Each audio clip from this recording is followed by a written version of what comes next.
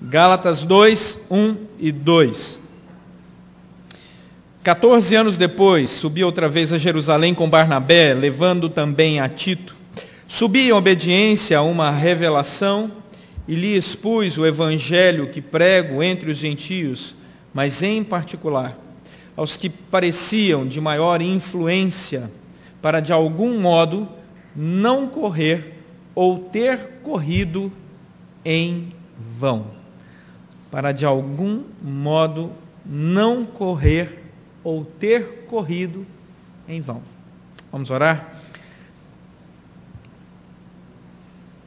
Senhor nosso Deus, só o Teu Santo Espírito pode aplicar a Tua palavra aos nossos corações nessa noite, nos conduzindo ao centro da Tua vontade, que é o melhor lugar para a nossa vida. Que todo o nosso ser esteja completamente agora voltado para aquilo que o Senhor deseja, nos ensinar, instruir, edificar, consolar e exortar, segundo a Tua graça. Faça isso, ó Deus, pela obra do Teu Santo Espírito, e que ela aqueça o nosso coração, e nos dê a alegria de viver a vida cristã integral. Oramos assim, em nome de Jesus Cristo, nosso Senhor e Salvador. Amém. Não sei se você já correu em vão. Você já saiu de casa para um certo compromisso, quem sabe para ir ao banco, e tudo deu errado. Pegou um congestionamento, o pneu furou, chegou na porta do banco, o banco estava fechado, ou estava em greve, e você percebeu que correu em vão. Quem sabe você foi numa formatura e chegou na formatura atrasado. E eu vou contar um segredo para vocês, que eu acho que nem a Cristiane Carvalho, Silva Sayum, minha amada esposa, não sabe. Cristiane, você não sabe dessa. É agora, bem. Eu cheguei atrasado na minha primeira formatura. Vocês não têm ideia o que aconteceu. Deu algum problema em casa, não lembro, não foi culpa minha. Eu era pequenininho. E eu sei que eu cheguei atrasado, e isso foi para mim assim traumático, porque eu tive que entrar no salão e tinha mais de 1000 pessoas atrasado. Meus pais estão assistindo agora pela internet o culto, mas eu os perdoo. Não guardei isso no coração, essa mágoa. Imagina! Foi 40 anos atrás. Vocês acham que eu ia lembrar de uma coisa dessa? Né?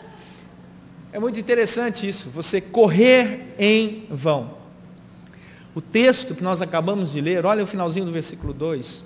O apóstolo Paulo diz assim: eu não desejaria chegar no final da minha história, olhar e ver que corri em vão. Capítulo 1 de Gálatas, volta uma página aí, você vê Paulo contando sobre a vida dele, e ele diz: olha, aconteceram grandes mudanças na minha vida, eu persegui a igreja, eu era zeloso no judaísmo, e tive um encontro transformador com Jesus Cristo, percebi que toda a minha história de vida, tudo que eu havia construído como religiosidade, na tradição dos meus pais, simplesmente foi corrida em vão. E isso causou no coração do apóstolo Paulo, com certeza, uma grande decepção. Porque ele perseguiu a igreja, ele autorizou e participou até do martírio de Estevão. Ele estava presente quando um dos grandes homens de Deus foi morto por causa do evangelho. Imagine como isso pesava no coração do apóstolo Paulo. E ele diz: eu não quero correr mais em vão, eu já corri em vão, já tive essa experiência. Mas Cristo mudou a minha vida e eu agora tenho objetivos claros. E se tem uma coisa que eu vou valorizar na minha vida é a minha corrida. Eu jamais vou correr em vão novamente. Esse é um propósito que eu quero colocar diante do Senhor. Obra que eu começar, eu vou acabar. Caminhada que eu começar a empreender, eu vou concluir. Eu não vou parar no meio do caminho, vou orar por isso, vou buscar isso e vou clamar ao Senhor para que Deus me dê essa direção. Essa é a leitura do livro de Gálatas na perspectiva de Paulo. Paulo está decidido a não correr em vão. E se tem algo que nós podemos fazer hoje, aqui, nessa noite, uma decisão muito saudável para a nossa vida, é dizer: eu não vou correr a minha vida em vão. Amém? Amém. Esse amém foi bem presbiteriano. Amém? Amém. Então, diga assim: eu não vou correr a minha vida em vão. Eu não vou correr a minha vida em vão. Isso, mas ficou bonito, gente. Olha o que diz o versículo 1. O apóstolo Paulo vai dar 3 passos para você não correr em vão. Ele deixa isso muito claro. O primeiro deles tem a ver com o tempo. Diz no versículo 1 o seguinte: 14 anos depois subia outra vez a Jerusalém com Barnabé, levando também a Tito. Olha o versículo 18 do capítulo 1. 3 anos então subi a Jerusalém para avistar-me com Cefas e permaneci com ele 15 dias. Observe que o versículo 18 fala de 3 anos, o versículo 1 do capítulo 2 fala de 14 anos.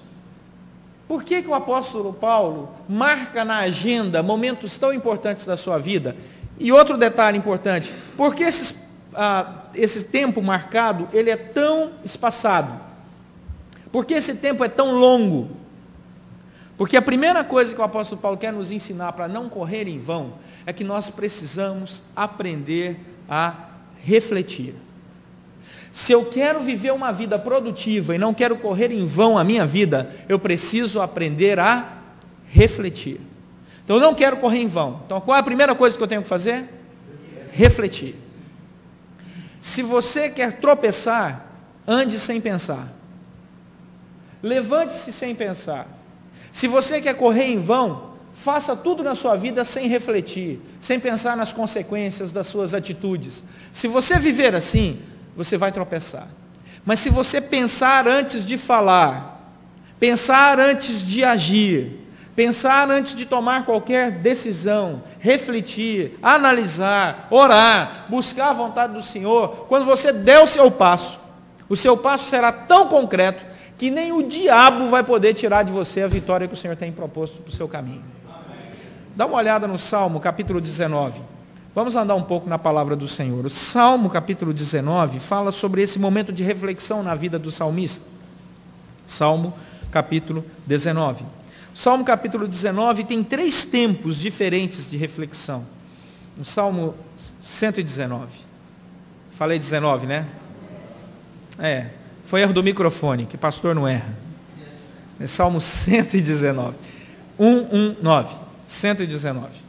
O Salmo 119, no versículo 15, diz assim: meditarei nos seus preceitos e as tuas veredas terei respeito. A primeira coisa que o salmista nos ensina é que meditação tem agenda.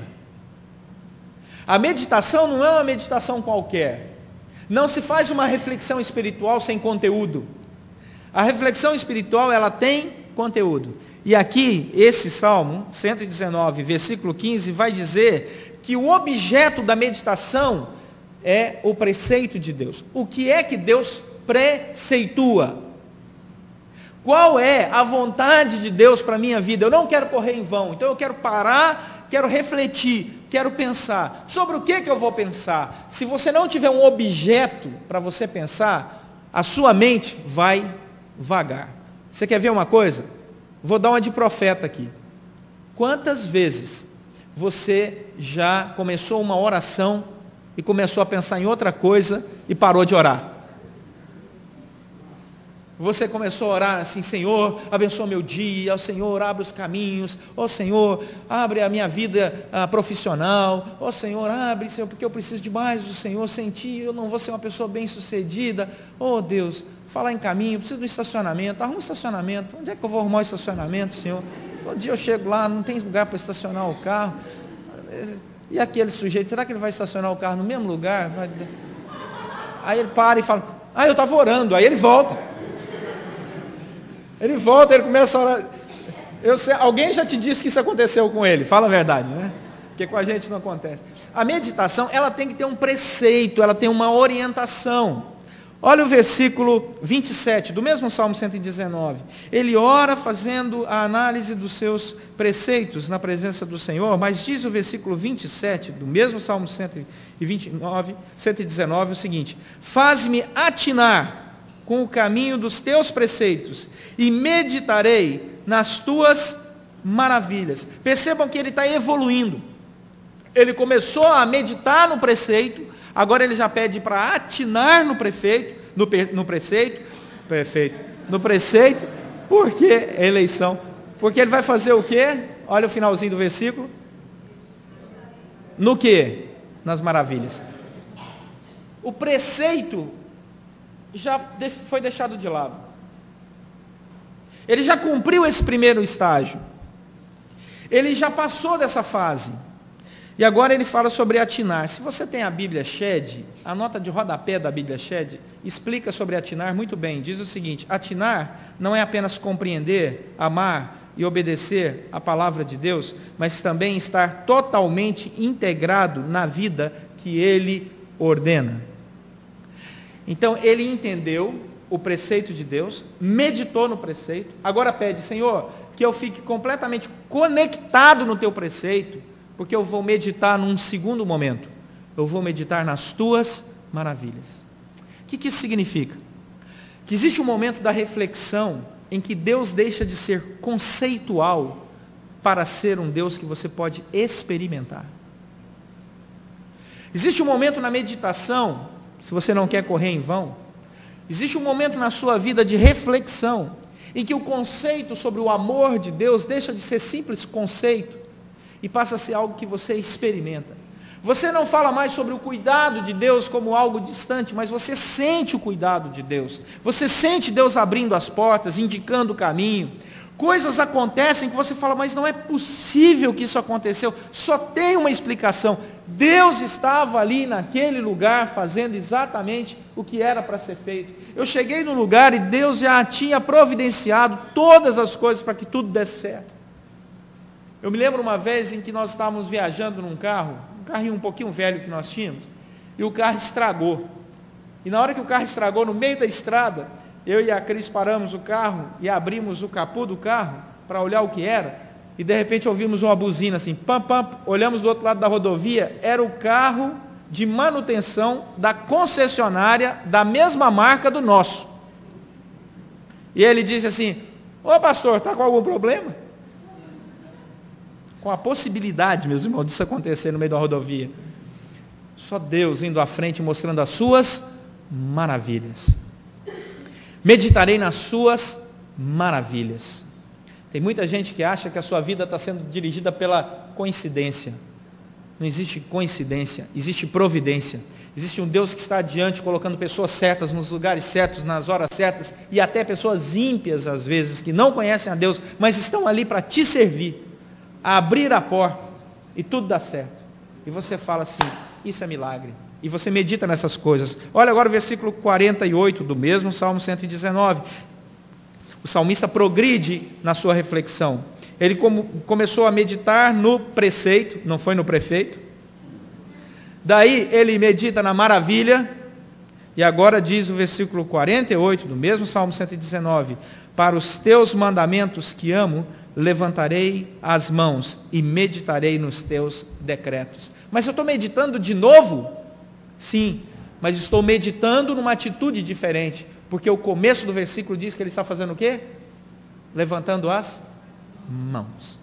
O que pensou, o que testemunhou, agora é objeto do seu louvor. Por isso ele levanta as mãos. O louvor tem conteúdo.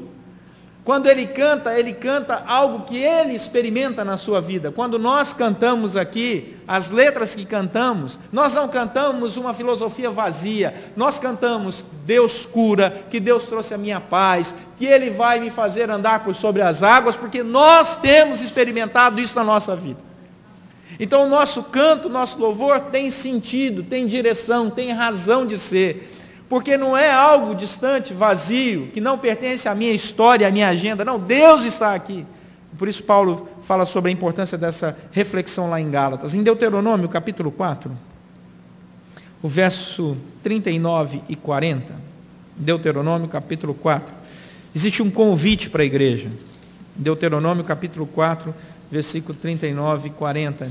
Deuteronômio, capítulo 4, verso 39 diz assim: por isso hoje saberás, Deus aqui está dizendo, e refletirás no teu coração. Deuteronômio 4, 39. Que só o Senhor é Deus, em cima no céu e embaixo na terra. Nenhum outro há. Qual é o resultado? Versículo 40. Guarda, pois, os teus estatutos e os seus mandamentos que te ordeno hoje, para que te vá bem, a ti, a teus filhos depois de ti, e para que prolongues os dias na terra que o Senhor teu Deus te dá para todo o sempre. Por isso, versículo 89, hoje saberás e refletirás no teu coração. Deuteronômio convida, não a reflexão para amanhã. Isso aqui não é convite para dieta, que dieta começa segunda-feira. Isso aqui é convite para entrar na presença de Deus hoje.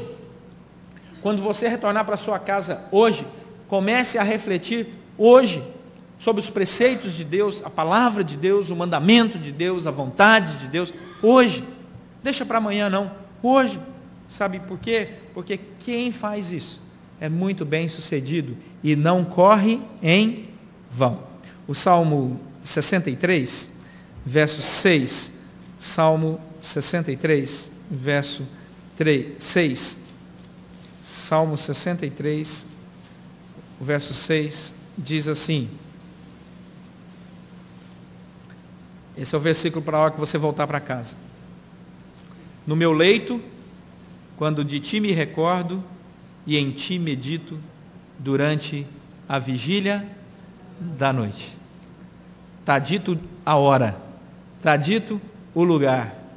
E sabe o que é bom você meditar na cama? É porque você dorme. É isso mesmo. Por isso que o Salmo diz assim, em paz me deito e logo pego no sono. A gente sabe por que o salmista fala isso. Que ele estava meditando. Porque só tu, Senhor, me fazes repousar seguro. Não tem coisa melhor do que você deitar e pensar nas bênçãos de Deus. Ah, pastor, mas aí eu vou dormir. Pode dormir. Não tem nada não. A hora que você acordar, você diz amém. Mas não vai ter coisa melhor do que dormir pensando nas coisas que Deus fez por você e fará. E acordar já alegre na presença do Deus que te guardou mais uma noite de sono. Por isso, volta lá para Gálatas capítulo 2, verso 1 e 2. Gálatas 2, 1 e 2. O apóstolo Paulo determina dias tão importantes na vida dele. Decorridos 3 anos e depois 14 anos depois. Para não correr em vão, nós precisamos de 3 coisas. Qual é a primeira delas? Refletir. Refletir.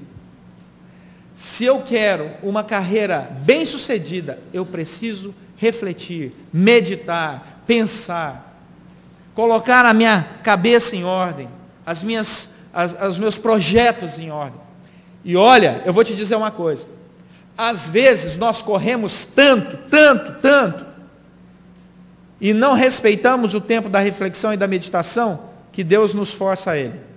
Vem uma enfermidade, vem um engarrafamento, vem uma fila que você não estava esperando. Às vezes Deus fala assim, agora você vai meditar. Eu me lembro do testemunho de um sujeito que foi sequestrado, e ele tinha abandonado a igreja, fazia tempo que não ia à igreja, e aí ele disse, depois do testemunho da libertação dele, que quando ele estava no porta-mala do carro, ele sentiu Deus falando para ele, pois é, aonde é que eu tive que te trazer para você conversar comigo, hein? Muitas vezes nós não paramos, e Deus nos para, para refletir, pensar, orar e meditar. Às vezes nos para de maneira mais difícil, dura e trágica, às vezes de maneira mais suave. Certa vez nós pegamos um engarrafamento, o reverendo Felipe e eu, e pegamos um engarrafamento só de 7 horas. Né, Felipe? 7 horas, voltando da Fiel, do congresso da Fiel, 7 horas no carro, colocamos todos os assuntos em dia, falamos sobre a vida de todos vocês, não sobrou ninguém, e ao final ainda tivemos tempo para refletir. Às vezes Deus faz isso. Segunda coisa que Deus faz para que nós não tenhamos uma corrida em vão na nossa vida, depois da reflexão, Ele nos convida à comunhão. Diz o versículo 1 do capítulo 2, 14 anos depois subiu outra vez a Jerusalém, mas ele não subiu sozinho. Diz o versículo 1 do capítulo 2 de Gálatas que ele subiu com Barnabé. E ele levava também a Tito. Se tem algo que Paulo aprendeu, foi o valor da comunhão. A palavra de Deus não nos convida a uma meditação como os monges trapistas, ou como qualquer outra proposta religiosa que te faça uma pessoa completamente isolada nas montanhas, sem contato com nenhum outro ser humano. Não. Deus te convida a viver a meditação num contexto urbano, vivendo e convivendo com pessoas que você ama, que conhece, que não conhece tanto e vai conhecer. O apóstolo Paulo diz assim: eu nunca vivi a minha vida sozinho, eu sempre andei acompanhado de pessoas. Se você for para Gálatas, para Romanos, capítulo 16, sair de Gálatas e for para Romanos, capítulo 16, dá uma olhada aí no capítulo 16 de Romanos. Olha que coisa interessante a vida do apóstolo Paulo aqui em Romanos capítulo 16. A partir do verso 1 do capítulo 16 de Romanos, do verso 1, Paulo encerrando a carta que ele tinha ditado para Tércio, uma pegadinha boa que a gente pode fazer na teologia é a seguinte: quem foi que escreveu Romanos? Agora eu falei pegadinha, vocês já se seguraram, né? Aí todo mundo diz Paulo, não é isso? Não, quem escreveu Romanos foi Tércio. Olha o versículo 22 aí do capítulo 16. Eu, Tércio, que escrevi esta epístola, vos saúdo no Senhor. Como é que é, pastor? Isso mesmo, quem escreveu Romanos foi?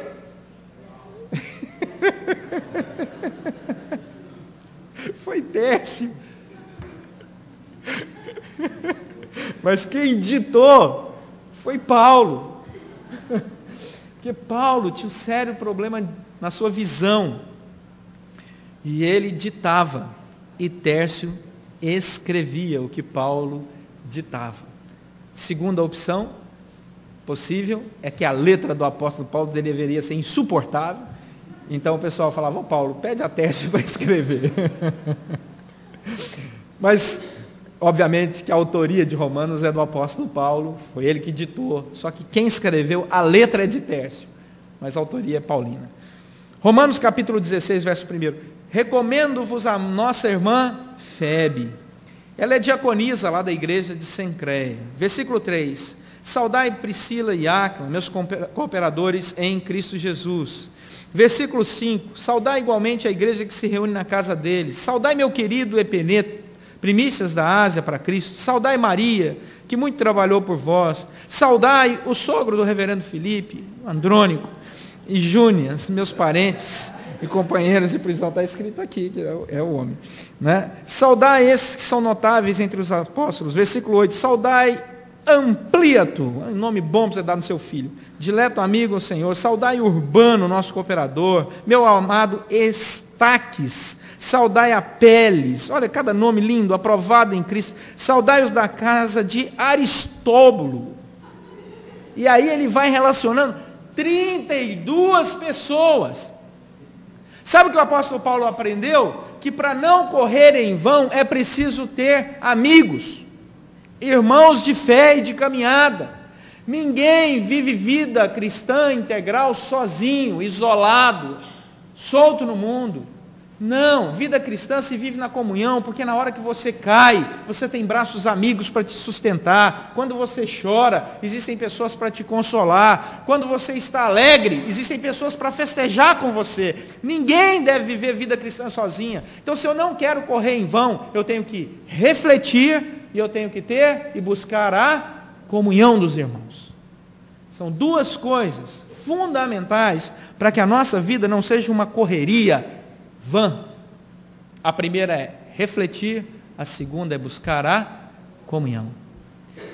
Se eu pedisse para você agora pegar uma caneta e um papel e escrever o nome dos seus grandes amigos de caminhada, quantos nomes teriam na sua lista? Não é no Facebook, não. Companheiros mesmos, assim, de caminhada, de jornada. Quantos nomes você teria? Terceira e última coisa. Vamos lá? Diz o versículo 2 do capítulo 2 de Gálatas, volta lá para Gálatas, que o apóstolo Paulo diz: subi em obediência a uma revelação e lhes expus o evangelho que prega entre os gentios, mas em particular aos que pareciam de maior influência, para de algum modo não correr ou ter corrido em vão. A primeira coisa que eu preciso aprender para não correr em vão é aprender a refletir. A segunda coisa é aprender a ter comunhão. A terceira coisa, missão. Então, reflexão, comunhão, missão. Ficou fácil. reflexão, comunhão e missão. O versículo 2 vai dizer que para não correr em vão, eu preciso entender as marcas da missão. Olha o versículo 2, ele é muito claro. Como é que eu sei que eu estou fazendo a missão que Deus me chamou para fazer, para que a minha corrida não seja vã? A primeira coisa, diz o versículo 2, ele subiu. A primeira coisa que nós percebemos é que a marca da missão no verdadeiro cristão é a ação. Cristão não fica sentado só dando palpite, ele faz. Se nós queremos correr uma vida que tenha sentido, uma carreira que tenha sentido, nós precisamos ter ação. Não apenas reflexão e comunhão, mas também atitudes concretas. Nós vamos fazer. Meus irmãos, quando nós nos reunimos aqui como igreja e falamos assim, irmãos, vamos comprar esse terreno aí na frente, isso foi ação. Vamos. E a igreja se reuniu. E todos foram para casa dormir, menos eu. Eu falei, meu Deus, a igreja topou, e agora? E aí, oramos, colocamos na presença do Senhor, e Deus fez de uma igreja que reflete, que tem comunhão, uma igreja que tem missão e ação. Vamos lá, vamos realizar. E menos de um ano depois, é só olhar do outro lado da rua, o que a ação da missão de uma igreja faz. É só olhar a ação de vários irmãos aqui na obra do ímpar, ajudando as crianças carentes lá na cidade de Deus. É só olhar a ação de irmãos aqui nas várias instituições de caridade, de missão que a igreja ajuda. Então nós não somos um grupo que apenas reflete e que faz festa. Nós somos um grupo em missão e que se levanta, sobe, desce, anda, caminha, viaja, age, porque Deus nos chamou para uma corrida que não é uma corrida vã. Mas olha a segunda palavra que tem no versículo 2. Eu subi em... Essa palavra é dura, né, meus irmãos? Em obediência. Missão tem que ter ação, mas tem que ter obediência. Porque se você, numa missão, não tem obediência, você não tem líder. Missão que não tem líder faz com que cada um faça o que quer. E aí não vai para lado nenhum. O erro do povo de Israel, quando você lê lá a história de Israel, foi que cada um, diz a palavra do Senhor, fazia o que queria. E o resultado, o reino se espatifou. Portanto, a missão ela tem que ter ação, mas ela também tem que ter submissão, obediência. Obediência a quê? Aos preceitos da palavra. Onde eu encontro os preceitos da palavra? Lá na sua meditação.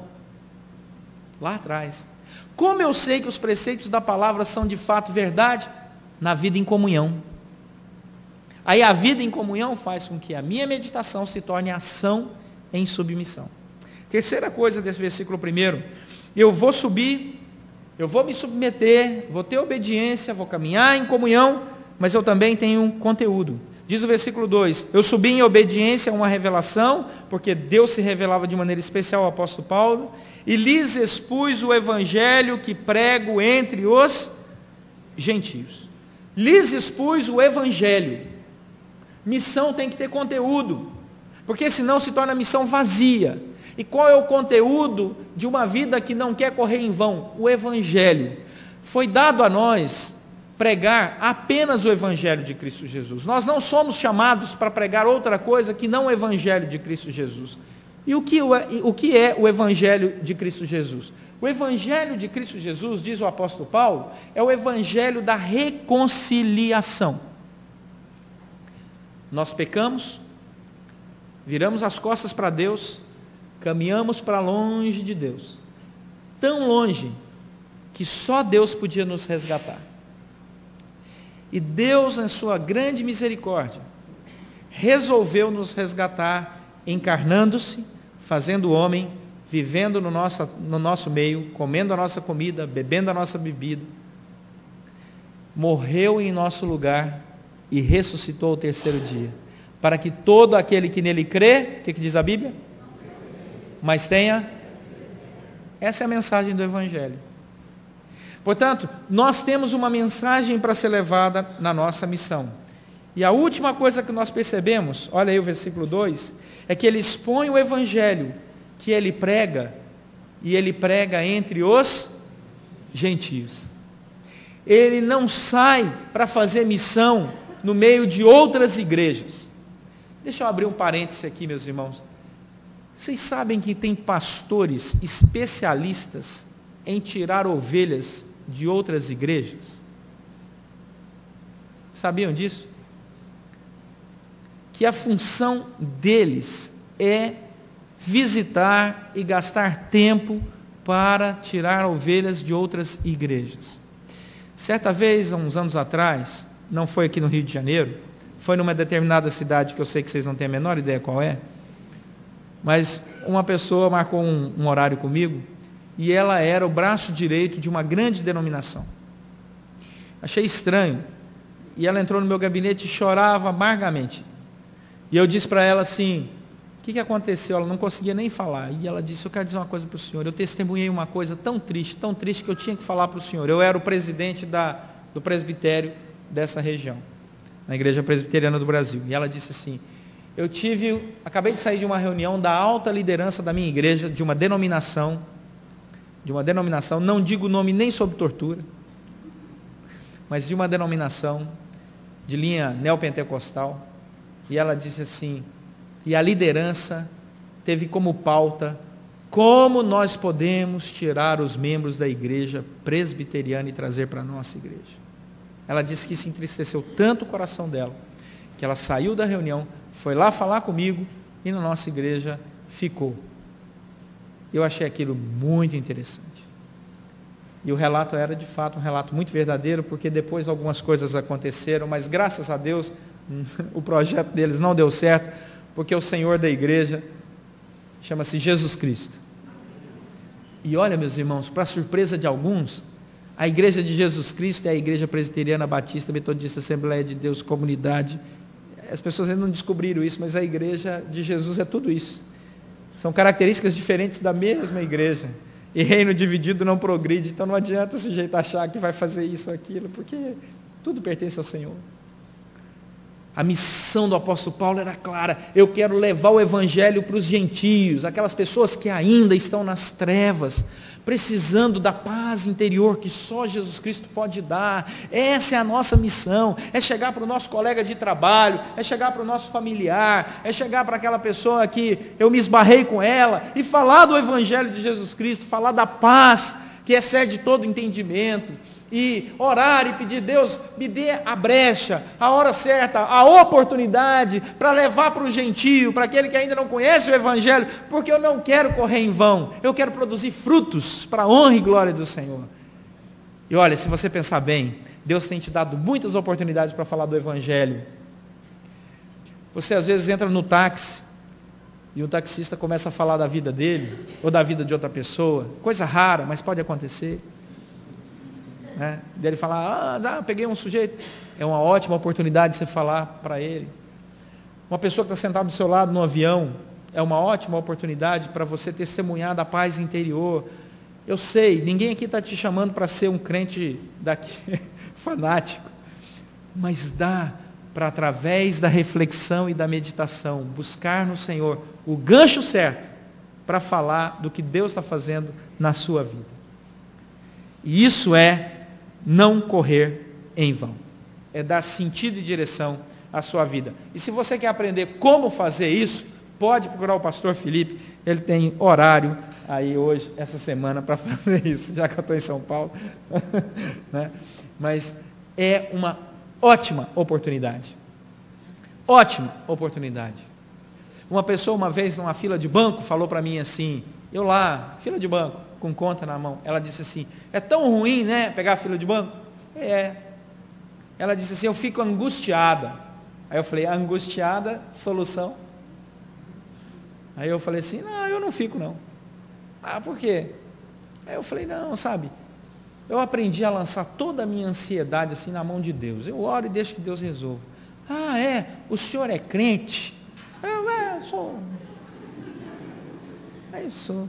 Eu acho isso. Eu não consigo isso não. Como é que é esse negócio? Olha que interessante. E você começa a falar de Jesus ali, na fila do banco. Você ora, fala com Deus, pede a Deus e descansa. Então existem essas possibilidades e Deus abre as portas para nós. Tá bom? Meus irmãos, o que a gente leva para casa ao final, depois de ter falado?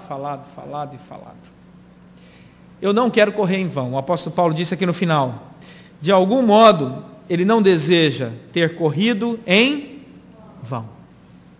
Como é que eu posso viver uma vida para não correr em vão ao final da minha história, quem sabe do meu dia, da minha semana ou do meu mês?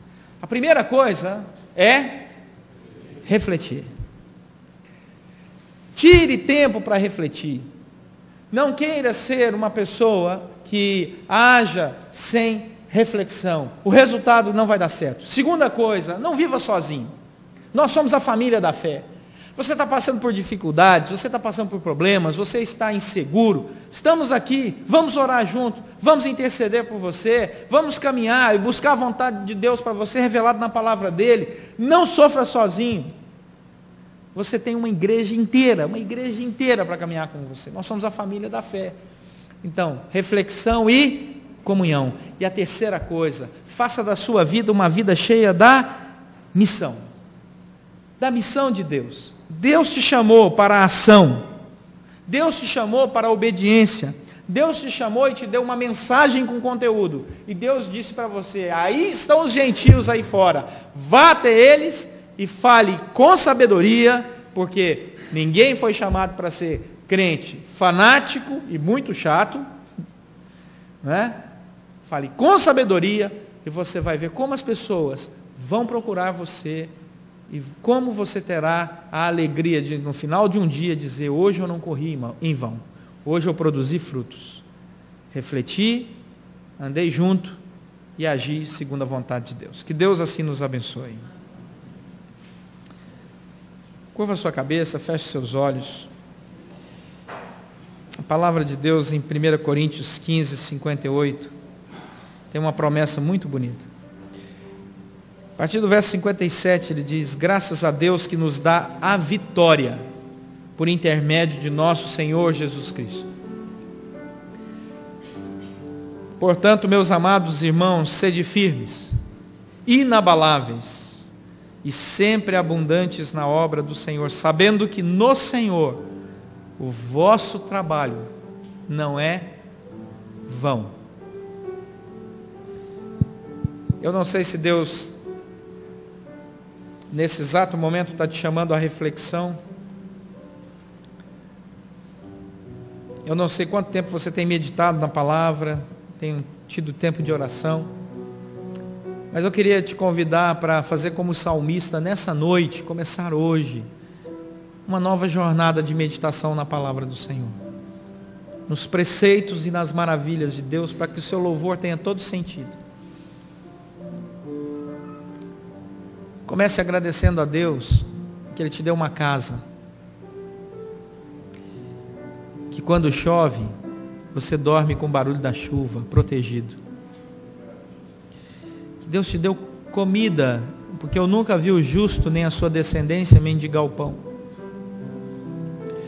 Que Deus te deu pessoas que te amam e que se importam com você. Na sua família, amigos, irmãos em Cristo de caminhada. Comece a refletir e a agradecer a Deus por isso. Agradeça a Deus porque os anjos do Senhor acampam ao redor dos que o temem e os livram. Agradeça a Deus porque o Senhor tem promessas de que Ele vai cuidar de você em todo tempo, em todo lugar. E que você vai poder deitar em paz e logo pegar no sono, porque o Senhor te protegerá. Medite que mesmo que algumas portas estejam agora fechadas, Deus abrirá as melhores para você. Porque você é filho e filha de Deus. E Ele morreu na cruz por você e ressuscitou para que nem a morte tenha vitória sobre a sua vida. Louve a Deus, porque Ele te chamou não para ser um servo inútil, mas Ele te deu missão, uma mensagem e uma razão para viver. Senhor nosso Deus e Pai, nós não queremos correr em vão. Nós não queremos correr em vão. Nós não queremos, Deus, correr em vão. Nós queremos, ó Deus, que ao final de nossa corrida, possamos contemplar no pódio da nossa vida, Jesus em primeiro lugar. E possamos entender que em Cristo nós somos mais do que vencedores. Queremos, ó Deus, como Maria, quedar aos teus pés no pódio da vitória. E ouvir as palavras inefáveis de sabedoria que só o Senhor pode dar. Nos dê, ó Deus, a alegria, a leveza, a simplicidade, a tranquilidade e a certeza de que o Senhor está no controle, que o Senhor domina sobre tudo, contigo está o engrandecer e tudo dá força.